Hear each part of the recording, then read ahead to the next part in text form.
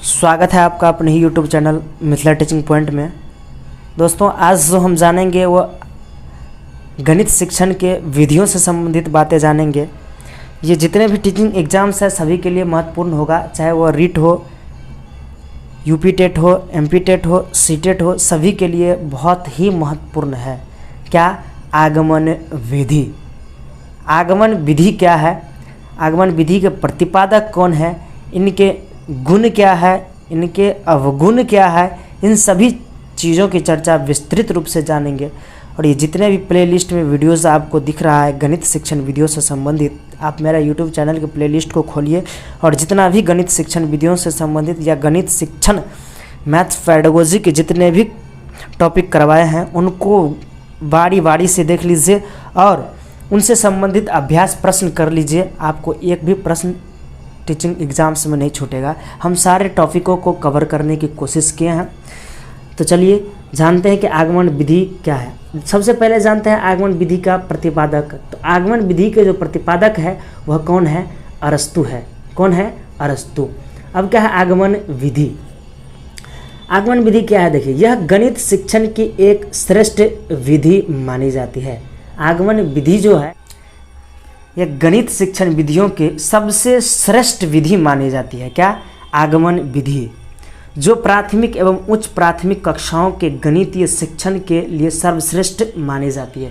चाहे वो प्राथमिक कक्षा हो या उच्च प्राथमिक कक्षा हो, सभी के लिए सबसे श्रेष्ठ विधि मानी जाती है। कौन सा? आगमन विधि। प्रश्न ऐसे पूछा जा सकता है कि प्राथमिक कक्षा के लिए सबसे श्रेष्ठ विधि कौन सा है? तो वह आगमन विधि है। या उच्च प्राथमिक स्तर की कक्षाओं के लिए सबसे श्रेष्ठ विधि कौन सा है? तो वह आगमन विधि है। इस तरह से भी प्रश्न पूछा जा सकता है।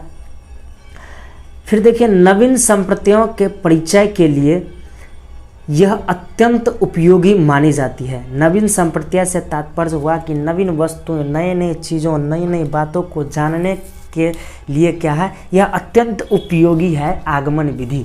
आगमन विधि में हम क्या करते हैं? सबसे पहले क्या करते हैं? उदाहरण देते हैं। कोई भी चीज़ों के प्रति, कोई भी वस्तुओं के प्रति, कोई भी टॉपिकों को पढ़ाने से पहले उनसे संबंधित क्या देते हैं? उदाहरण बच्चों को समझाते हैं और फिर टॉपिक को समझाने की कोशिश करते हैं। वही क्या है? आगमन विधि। आगमन विधि में क्या होता है? पहले उदाहरण दिया जाता है। क्या दिया जाता है? पहले उदाहरण दिया जाता है। वही जब हम निगमन विधि की चर्चा करेंगे तो निगमन विधि में पहले नियमों को बताया जाता है और तब टॉपिक विस्तृत रूप से दिया जाता है। लेकिन आगमन विधि में क्या होता है? पहले उदाहरण प्रस्तुत किया जाता है। कहता है नवीन संप्रत्यों के परिचय के लिए यह अत्यंत उपयोगी मानी जाती है। कौन सा विधि? आगमन विधि। इस विधि में भिन्न भिन्न उदाहरण या स्कूल तथ्यों या सूचनाओं का निरीक्षण करके वह उनमें समान पैटर्न देखकर अपनी मानसिक शक्तियों की सहायता से किसी विशिष्ट निष्कर्ष तक पहुंचा जाता है। वह सिद्धांत की स्थापना की जाती है। देखिए क्या होता है आगमन विधि में कि कोई भी चीज़ों को, कोई भी नए संप्रत्यों को बतलाने से पहले उनसे संबंधित उदाहरण दिया जाता है। उन उदाहरण ऐसे दिया जाता है कि उन चीज़ों को, उन वस्तुओं को या जो भी टॉपिकों के बारे में पढ़ा रहे हैं उन टॉपिक के पैटर्न क्या है, उनकी सैद्धांतिक रूल्स क्या कहते हैं, उनसे संबंधित बातों को जोड़ते हुए क्या देते हैं? उदाहरण देते हैं। उदाहरण दे करके फिर समझाते हैं। वही क्या है? आगमन विधि है। आगमन विधि के शिक्षण सूत्र निम्न है। आगमन विधि के देखिए कुछ शिक्षण सूत्र भी है जो इस प्रकार दिया गया है। उदाहरण से नियम की ओर, किधर से किधर होता है? उदाहरण से नियम की ओर होता है। ये बहुत ही वीवीआई पॉइंट है, इनको तो आप नोट डाउन कर ही लीजिएगा। बहुत ही इंपॉर्टेंट पॉइंट है। इनको तो ऑप्शन में डाल के पूछेगा ही पूछेगा। जब भी हम क्वेश्चंस करवाएंगे, प्रीवियस ईयर्स में भी है, उनसे भी क्वेश्चंस करवाएंगे, दिखाएंगे कि कैसे कैसे पूछा गया है। उदाहरण से नियम की ओर क्या है? उदाहरण से नियम की ओर सबसे पहले बच्चों को उदाहरण बताया जाता है इसमें और फिर नियमों को चर्चा किया जाता है। स्थूल से सूक्ष्म की ओर, स्थूल से सूक्ष्म की ओर कहने का तात्पर्य हुआ कि बच्चों को जब भी पढ़ाया जाता है तो स्थूल मतलब विस्तृत रूप में चीज़ों को, टॉपिकों को, बातों को प्रस्तुत किया जाता है और फिर धीरे धीरे शॉर्ट किया जाता है, सूक्ष्म रूप प्रदान किया जाता है। विशिष्ट से सामान्य की ओर बातों को विशिष्ट रूप से विस्तृत रूप से बताया जाता है और एक सामान्य वे में भी उनको लास्ट में बता दिया जाता है। प्रत्यक्ष से प्रमाण या अप्रत्यक्ष की ओर, प्रत्यक्ष से प्रमाण या अप्रत्यक्ष का तात्पर्य देखिए क्या हो। प्रत्यक्ष जो वस्तु सामने है उनसे रिलेट करते हुए, जो वस्तु सामने में नहीं है उनसे संबंधित बातों को भी बतलाना। ज्ञात से अज्ञात की ओर, ऐसी बातों को बतलाते हैं जो उनको ज्ञात हो, सामने में हो, प्रस्तुत हो, उनसे संबंधित होते हुए जो अज्ञात, जो पता नहीं है, जो टॉपिकों के अंतर्गत नहीं है, उन चीज़ों को भी बाद में बतलाने की, विस्तृत रूप देने की कोशिश करते हैं। तो ऐसा प्रश्न पूछा जा सकता है। ये सूत्र, ये क्या है? आगमन विधि के सूत्र है। उदाहरण से नियम की ओर, स्थूल से सूक्ष्म की ओर, विशिष्ट से सामान्य की ओर, प्रत्यक्ष से प्रमाण या अप्रत्यक्ष की ओर, ज्ञात से अज्ञात की ओर। अगला देखिए, आगमन विधि के कुछ चरण दिए गए हैं, आगमन विधि के सोपान दिए गए हैं। कौन कौन से हैं? फर्स्ट है विभिन्न उदाहरणों को प्रस्तुत करना।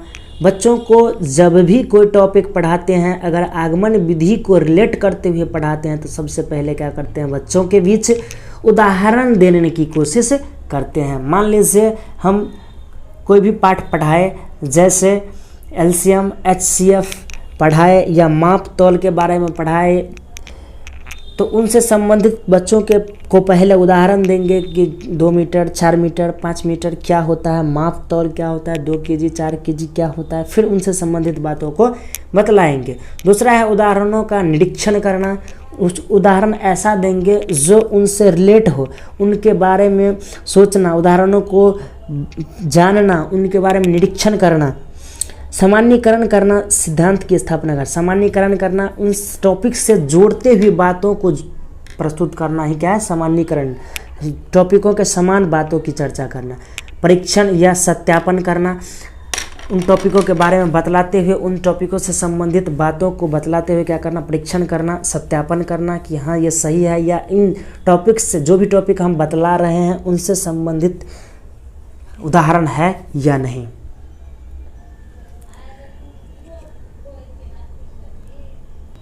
ये तो था आगमन विधि के सोपान। अब जानेंगे आगमन विधि के गुण के बारे में कि आगमन विधि के क्या गुण है, फिर उनके दोष का भी चर्चा करेंगे। देखिए, पहला पॉइंट है मनोवैज्ञानिक विधि मानी जाती है। आगमन विधि कैसा विधि है?